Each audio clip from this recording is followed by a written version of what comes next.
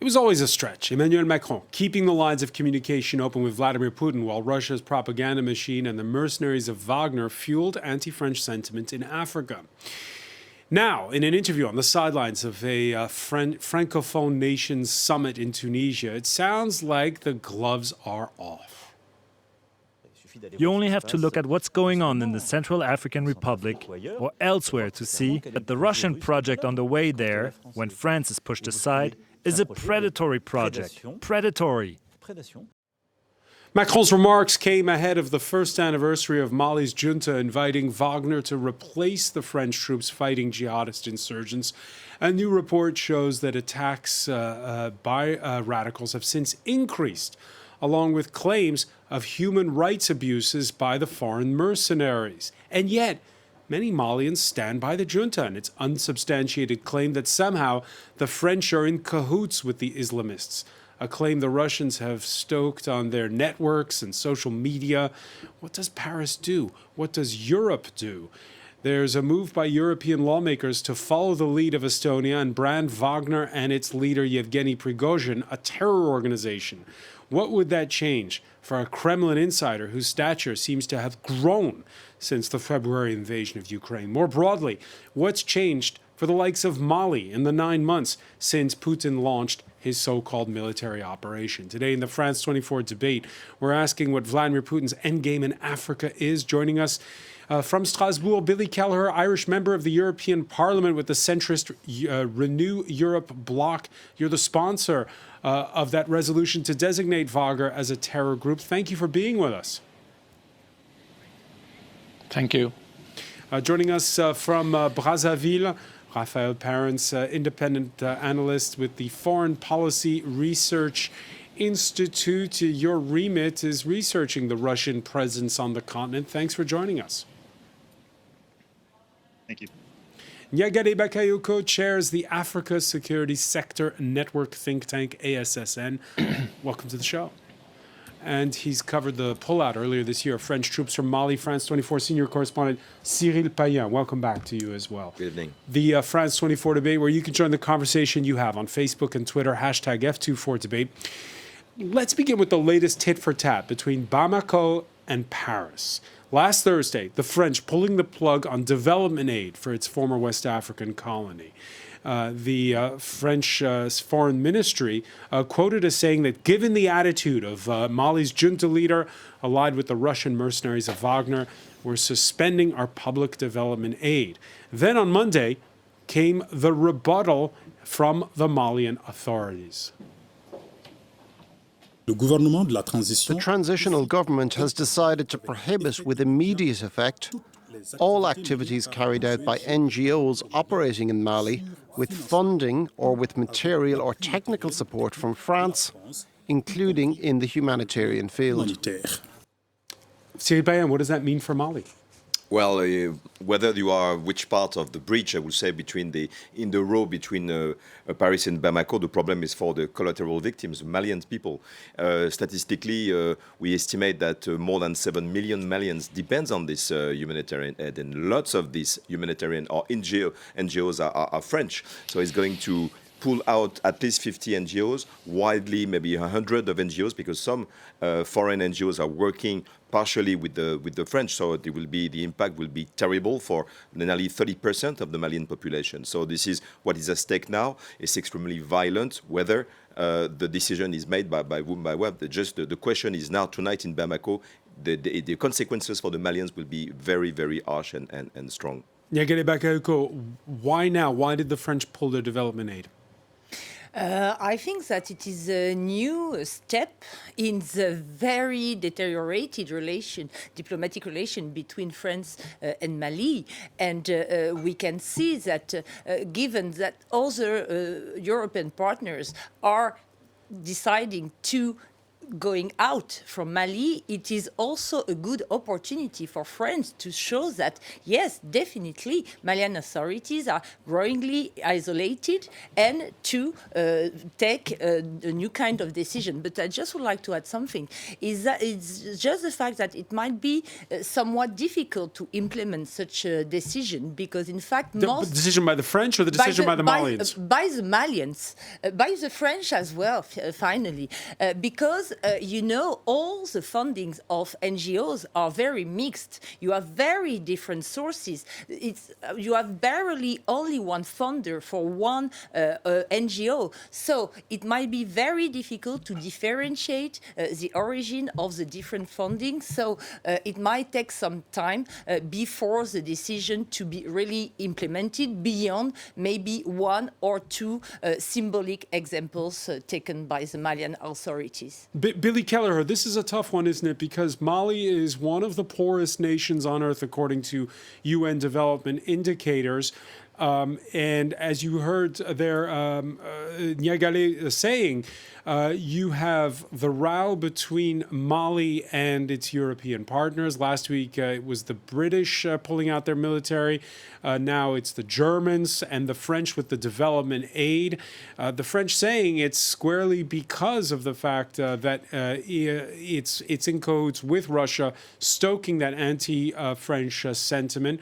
What do you do in this case? Well, clearly, it's a very difficult time for the Malian people. I mean, there's no doubt there's huge security problems there in terms of the fact that in northern Mali there are major problems with Islamic insurgents, and that whole issue of security around providing foreign aid flowing in through NGOs is always a difficult thing. And on top of that, then you have the government of Mali, which essentially has decided to side with Russia in terms of its views of Western countries and primarily France as well. And we now have right in the heart of this the whole issue of Wagner, that mercenary group that's funded by Russia, that effectively is dictating military policy in many ways with the Malian government around the issue of NGOs, who can work in the country, and also trying to destabilise some of the elements that were left there by Western countries over the last number of years. So that is a significant problem, and it's one that will not go away. Clearly, President Macron has made his statement in terms of accusing Russia of being predatory in territorial conquest around Mali and the Central African Republic and elsewhere. But it really is done through the prism of the mercenary organisation, terrorist organisation in my view, and that is Wagner. Yeah, Wagner and Raphael Parents, whether or not Wagner is effective in any better at stopping jihadists than anybody else has been up to this point, Russia seems to certainly be winning the public relations war with a lot of people. There are a lot of people in West Africa and elsewhere who believe disinformation, that the French, for instance, are somehow allied with the jihadists. What do you do if you're Paris? Yes, I think it's a very difficult question to answer. Well, I mean, the difficulty here, of course.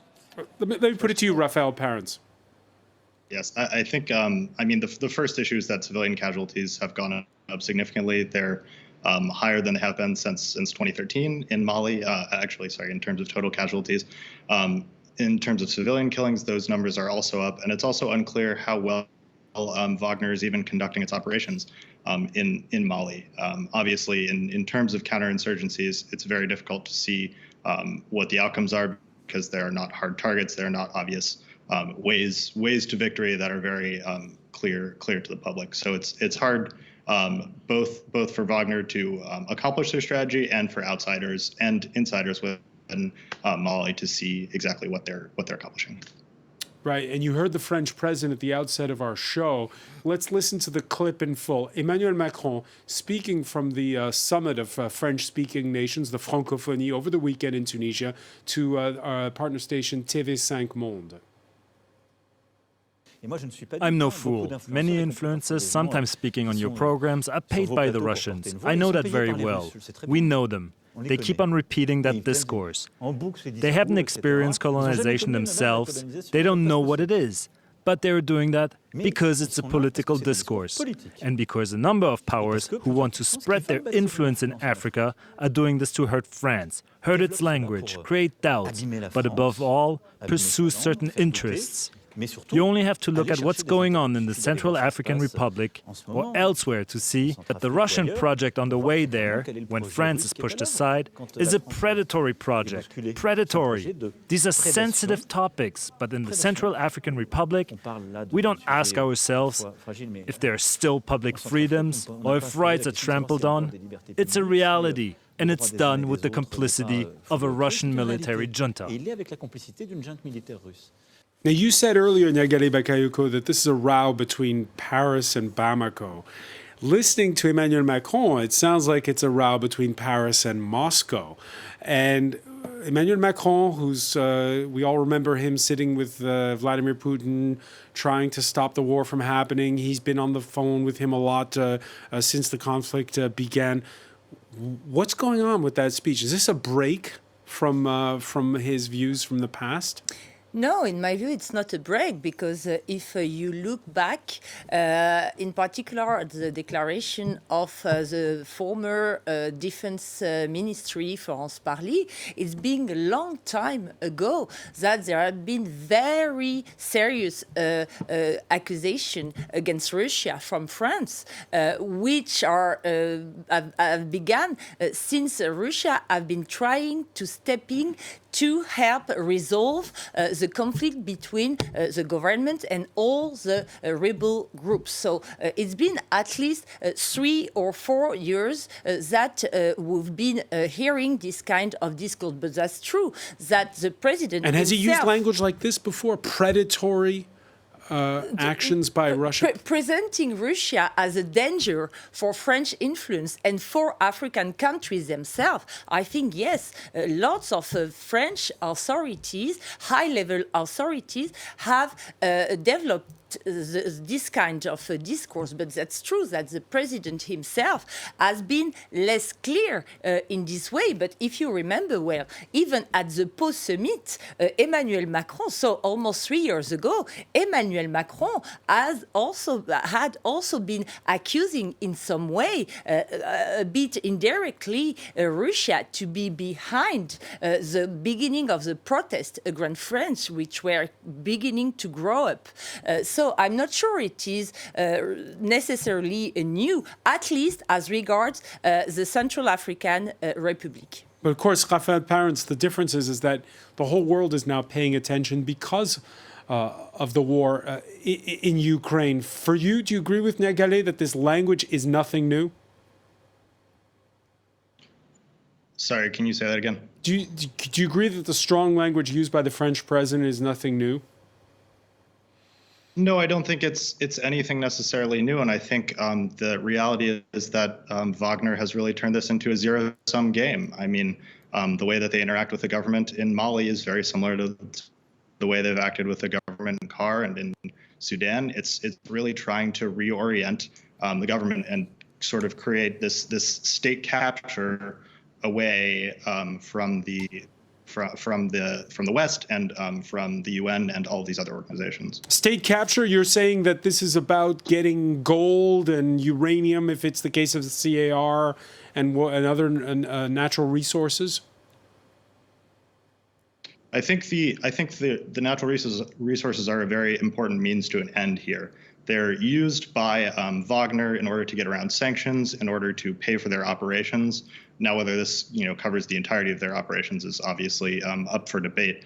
But the issue here is that yes, the resources are a huge element of their strategy. The resources a huge element of the strategy. We've seen the French investigative journalism unit, All Eyes on Wagner, putting out a report that chronicles eyewitness accounts of human rights abuses on Wagner's watch in Mali. We can perhaps, there you see the 3 countries involved. We can show you a map of places where they've established bases, Wagner, in the past year in Mali, and where they've been sighted on patrol. And you see when you look at the map we're about to show you from Mali, that the number of attacks has, as Raphael was mentioning, increased, not decreased. There you see it. The parts you see in red are where Wagner groups have been stationed. The parts you see in yellow is where their presence has been recorded by this group of journalists who've been monitoring things. And the parts you see flashing are where there have been attacks by insurgents. So by no means Wagner have stopped the attacks from happening. Cyril Payen, you've been speaking with French military. For them, what is the objective of Wagner? Is it state capture, as was mentioned there by Raphael?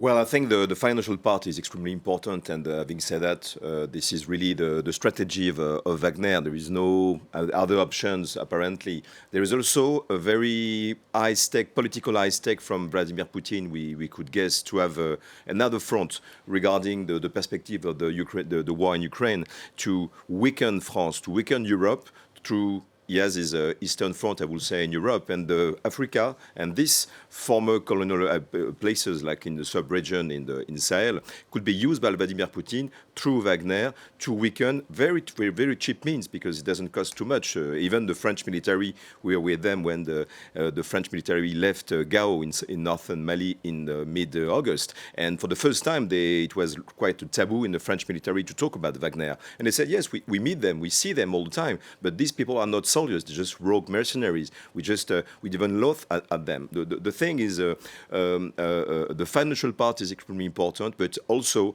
there is a trend, I would say, from Wagner to be used as a political tool too, and a very cheap tool, because with not much money they can weaken the French influence in this region. It doesn't cost much, Billy Kelleher, to use Cold War parlance, make mischief. Yeah, I mean, there's no doubt. I don't think people should be surprised. I mean, Africa has been a point of contact between the USSR previously and the West. The USSR is gone, but Russia hasn't. Putin and Wagner are intent on creating mischief across the continent of Africa. A weak Africa, also causes challenges for the West, just beyond the French interests themselves alone.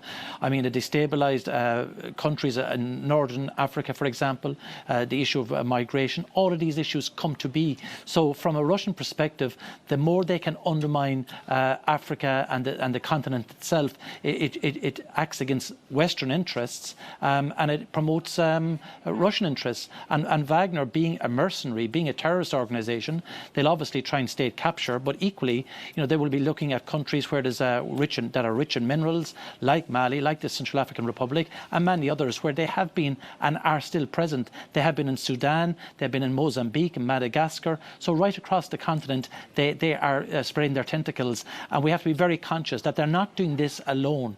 They're doing this because they are puppets of Vladimir Putin, who's intent on undermining the African continent for the benefit of Russia and for his mercenary friends, rather than for the benefit of the African countries themselves and the people that are living there. And you define them as committing acts of terrorism, that they're a terrorist organization. That's a strong statement. Why? Well, I can tell you why. I mean, since the invasion of Luhansk and Donetsk and Crimea in 2014, they've been actors in that proxy war for a number of years. And then the full-scale invasion of Russia, they've been very much to the front in that as well. And there has been and documented evidence of atrocities carried out by Wagner mercenaries themselves. If you look at what has happened in Syria, for example, where there is ample amounts of documentary evidence showing that Wagner, acting for Russia, were involved in carrying out atrocities. And then you only have to go to Mali, Central African Republic, Sudan and elsewhere, where there is evidence being gathered on a continual basis about the fact that, people have been shot, murdered, mass atrocities, and they have been carried out clearly by people, from Russia, and there's no doubt that they are from Wagner themselves. So Wagner is just one step removed from Putin. We know that Prigozhin is a personal friend of President Putin. It is funded, it has access to Russian intelligence, Russian armaments. So from all that perspective, we have to be very conscious that they are, a terror organization which are intent on undermining states, undermining societies, and undermining Western values as well. And you've tabled this. Is it a resolution or is it a draft bill to label Wagner as a terror group? Well, what I've asked is that the Parliament would urge the Council to name Wagner as a terrorist organisation. Is actually the Council would decide that particular issue under the Common Foreign Security Policy, Articles 2, 3 and 4. So from that perspective, it really is down to the Council. But what I'm asking is that the Parliament would request the Council to put them on the terrorist list. Bear in mind, Estonia has already done it. And Estonia knows firsthand the oppression that can be visited on people by Russia, and they're fully aware of what Wagner have been up to and are up to in terms of in Ukraine, but also right across many other countries as well. So Wagner flourish wherever there's civil strife, wherever there's civil war, wherever there's weak central governments, and they are intent on undermining the countries that are struggling in terms of having civil strife, civil wars, or weakened central government. And it is part of Putin's policy, effectively, to undermine democracies, Western values, because the less of them around, obviously, the more pressure on Europe. Raphael Parents, what would be the consequences of the European Council, that's to say the 27 EU leaders agreeing to go along with Estonia and brand Wagner as a terror group? What would be the consequences of that? So I would argue that this is a very slippery slope. I think there's a possibility that this identifies Russia as a state sponsor of an organization that conducts terrorist activity. So where does this leave Russian relations with the rest of Europe? I think that could be a huge issue moving forward. On the other hand, it could also disconnect Russia entirely from Wagner, which could possibly allow the group to operate with impunity. I would also note that Wagner can change its name and its business titles at the drop of a hat, which could amount to little in the future in terms of sanctions. In response, I would argue that Wagner needs to be prosecuted under international laws of war and/or crimes of humanity rather than pursuing this other route. But I think that this debate shows how difficult it is also to label an organization such as Wagner. It is difficult to name it as a private security company because it's not registered as such in Russia itself. Its legal status is very blurred from an international law perspective. For instance, it's difficult to consider it as a mercenary company if we take the current legal definition of international law. And it is also very slippery, as just said by our colleague, to name it as a terror organization. On which basis? So given the turmoil that we can see in Mali, there might be a big confusion between all the different actors. And something which is very important to mention is the fact that Wagner today in Mali is behaving very differently for what is happening in the Central African Republic, because it seems it's been much more difficult for it to negotiate access to mines and gold. So what is happening presently, apparently, in Central Mali is a new alliance, not only between Wagner and the Malian armed forces, but also with local militias from the Dogon communities. And they are apparently committing a lot of theft of livestock. That's a new income, apparently, for Wagner in central Mali. So you can see that it is a very So they're not making friends. Exactly, yes. Right. Cyril Payen?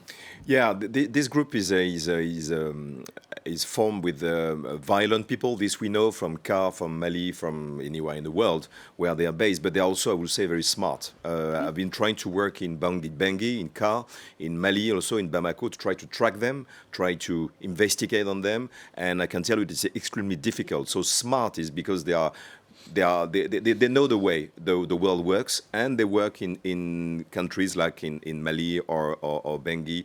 The thing is, it's extremely different, and they can adapt. This is what you were just saying about the way Wagner is working in Bangui, in CAR, is totally different than Mali. Totally different. So this is what is interesting about this organization, whether you call it a terror organization. This is the smartest, and they are they're adapting themselves to the ground where they work. Yeah, again, it's headed by Yevgeny Prigozhin, unofficially titled Putin's chef because of past contracts.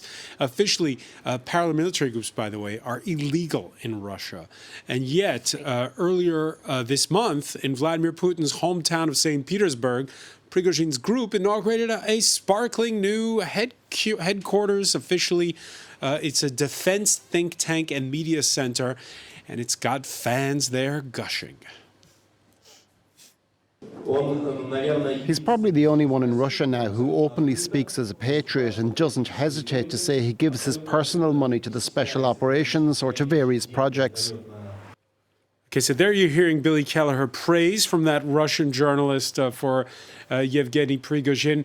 I just want your reaction to this, because you mentioned earlier how close Prigozhin is to Vladimir Putin. And just to follow up on the points there made by Niagale and Raphael Parents, if you're branding them a terror organization, you're also branding then Russia as a state sponsor of terror. As somebody who hails from neutral Ireland, is that a difficult call to make? No, terrorism is terrorism wherever it's carried out. The fact of the matter is that Wagner have already been sanctioned by the European Union individuals, that is, because of atrocities already carried out. So, I mean, the European Union has already put sanctions on individuals associated with Wagner because of what they've done in Luhansk, Donetsk and Ukraine, and also in Syria. So the fact of the matter is we've already moved in terms of sanctions. What we need to do now is to zone in on the organisation itself. I mean, this will be a call for President Putin and others in Russia. Are they going to be associated with a terror organisation? Are they going to stay aligned with that terror organisation? Are they willing to have their name associated with this organisation that is carrying out those deeds across the globe? So, I mean, I don't think we should be afraid to name them and shame them. And not only that, but to go after them, to target them in terms of assets, in terms of finance, how they're structured. The bottom line here is, you know, it has happened in other countries over the years where you target terrorist organisations, not just through the media, but through very hard, oppressive, financial chasing down of accounts and the individuals freezing assets and all of this activity that is required in an organisation like this. So it can't be soft gloves for an organisation like this that already has been sanctioned for what it is doing in Ukraine. And we just have to look at then beyond that into Syria, Sudan, Burkina Faso, Mali, Central African Republic, and many other countries. So we shouldn't be apologetic for standing up for what our values are, and we certainly should be trying to protect them. And Wagner is one that is trying to undermine our values, our democratic principles all the time. And they're doing it with the support of President Putin. So we have a choice, and so does President Putin. Raphael Parents, just to be clear here, what has your research found in terms of what the relations are between Yevgeny Prigozhin and Vladimir Putin? Yes, so I would argue that Prigozhin is not a kingmaker, but he is a key mover within Putin's circle today. He has reasserted himself against the Russian general staff after his organization was initially held out of operations in Ukraine. However, he is now moving up, so to speak, in the ranks, and is currently at odds with Defense Minister Sergei Shoigu. And it's very difficult to see how this will play out. It will entirely depend on the success or failure of the conflict in Russia. And that will influence, obviously. Some have even likened this to the rivalry between the secret police and the military under Stalin. Is he that powerful? I think that might be a bit far, because this organization is one of several private military organizations that the Russian state has employed in Ukraine and obviously in Africa as well. I would say that it's a lower level sort of power struggle. And what about his bragging that yes, he does have a troll farm, and yes, he was going to meddle in the U.S. midterm elections? I think it's an interesting theory, but it's difficult to see exactly how that would play out without the entire support of the Russian state. Without the entire support of the Russian state. Nyagare Bakayoko, your thoughts on this aspect of things? There's the mercenaries, as Cyril Payen was mentioning, but there's just simply the information war. Yes, and as was mentioned several times, we can see that from an operational perspective, they are not very efficient, not only in Mali, but we saw that in Libya and even worse in Mozambique. It's been a total failure, but on the side of informational warfare, yes, there is a lot to worry about because they are playing on different kind of levels. Of course, you do have all this kind of influence on the social networks, which is rather easy to capture. But there are also a number of local medias, for instance, in the Central African Republic with Lango Sango, which is completely controlled by Wagner Group. And you also do have investment, for instance, in some activities which are considered as very popular for public opinion. So, as you were mentioning, they are very smart in the way they are able to manipulate information, but in different sense. First, they are trying to promote the image of Russia itself, and then they are trying to undermine the image of their competitors, such as France. But it is also important to remember that they are also reinvigorating methods which were also used under the Cold War because they are presenting themselves, including Yevgeny Prigozhin, as anti-imperialist and fighting against colonial powers. And this is why one of the reasons why they are so popular. If you were whispering into the ear of the French defense minister or the French prime minister, what advice do you give them when it comes to messaging when you're dealing, again, these are former French colonies after all? Yes, that's true. It is where the problem is. And the second problem is that you do have democracies which are showing respect to rule of law, which are competing with authoritarian powers, which are using tactics and methods which can not be duplicated by those democracies. And I think it will take some time before states such as France will be able to find the right level of answer to those attempts at undermining their own reputation. But I would say that the key question today is what can do the French now? Because it looks like we have been very slow. I say we, but the French government and the French military in this area have been very slow. It looks like the Russians had years ahead in terms of the information war. And it looks like, and I'm sorry for that, because for the locals and for what's happening now in Burkina Faso or in Mali, for instance, which is going to be very damageable to the local population, again, because this is the more important aspect of this war of words. But they have been very ahead of us, and it's maybe too late. Now the French president, as we said, is stepping in his gloves off, is putting name on names, but it looks like the administration is too slow. Even the French army was asking for reform about the involvement of the French in this part of the world, namely in Mali. It has been years that we're asking the institution, the government to reform, to change the paradigm. This is the word which was used by some former military commander in France. So again, it looks like we have been maybe a bit late, and what is laying ahead, we don't know. But the Wagner group, these influencers are extremely smart. They do with particularly. They do with very few money, they can do a lot of damage to push for the divorce between France and this part of the world. Amplifying the anti-French message. Raphael Parents, a couple of years back, we remember that when the French Defense Ministry tried to play the same game as Russia, they got caught out by Facebook on this matter. So is it a losing game trying to counter Russia's information war?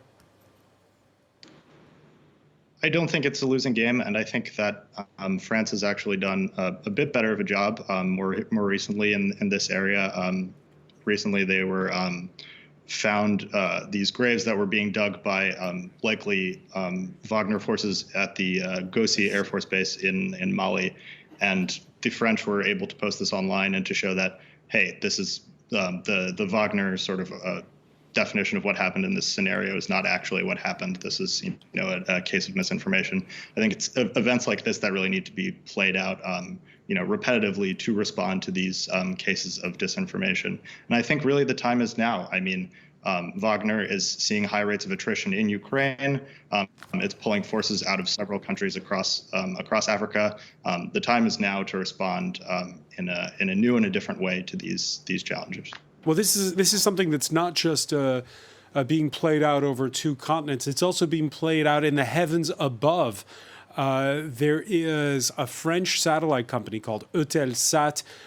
They are the ones who they have, because of Russian rules, stopped broadcasting channels like ours over in Russia. But and there's a resolution by two colleagues of Billy Kelleher's in the European Parliament, Nathalie Loiseau and Andres Ansip, calling on Eutelsat and another satellite company, SES, to drop Russian propaganda channels, saying Eutelsat contributes to fueling the Russians' public support to Putin's war and prevents them from having access to independent news sources. They don't want to see any more stations like RT being broadcast in Africa thanks to Eutelsat. Billy Kelleher, it's a question of how do you stop disinformation, but then are you also stopping freedom of speech? What's your view on what Eutelsat should be doing? Well, as it stands, I mean, Russia is very clear and intent on what it's trying to do in Ukraine, but also across Africa as well. It's trying to undermine governments. It's using every means available to it, both Wagner, but also social media. It's using satellite in terms of television, Russian TV, for example, which is the one we're talking about. So I think we have to be very, very clear. I mean, we can't have a situation where propaganda by a country that is intent on crushing Ukraine, intent on undermining African countries and putting mercenaries and terror organizations in there to do their bidding for them, that they can go unchallenged in terms of the media outlets they have. And be under no illusions. I mean, even in Europe itself, Russia has spent about 300 million in the last 12 to 14 years funding political parties, funding social media campaigns to undermine democratic systems in the European Union. So if it's willing to do that in Europe, we can be certain that it is doing those type of things in Africa and elsewhere. And it is using the state apparatus of Russia itself. And I don't think we should dismiss the seriousness of this. Like Wagner is working with the acquiescence and the support of the Russian state. Be under no illusions about that.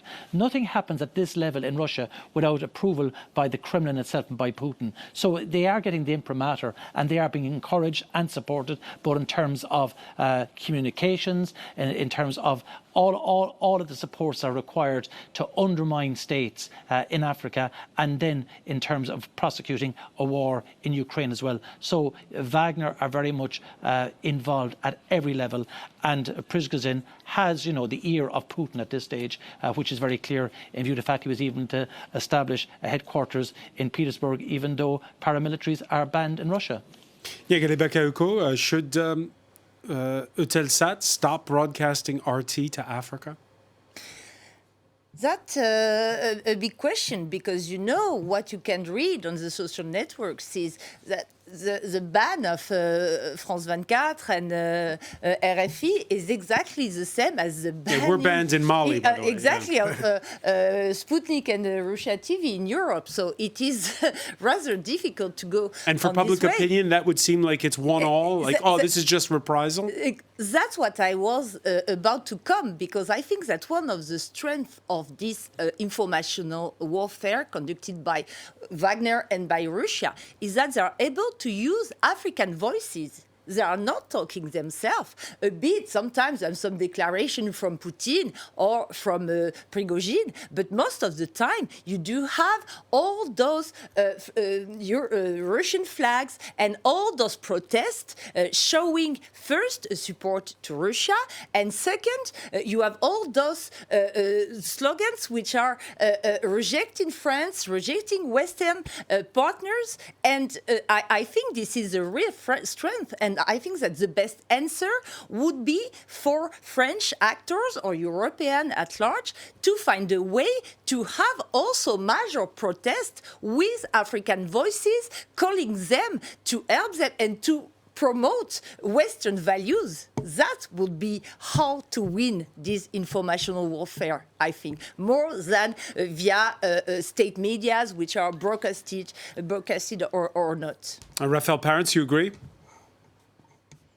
Yes, I do agree. I think that there is the concern that we're stooping to the level of Wagner and RT in this case, and I think that we don't know what the ripple effects would be, really, if the West pursues sort of this new approach to blocking the function of TV. It's really hard to tell, and it could definitely affect the future of democracy movements in Africa.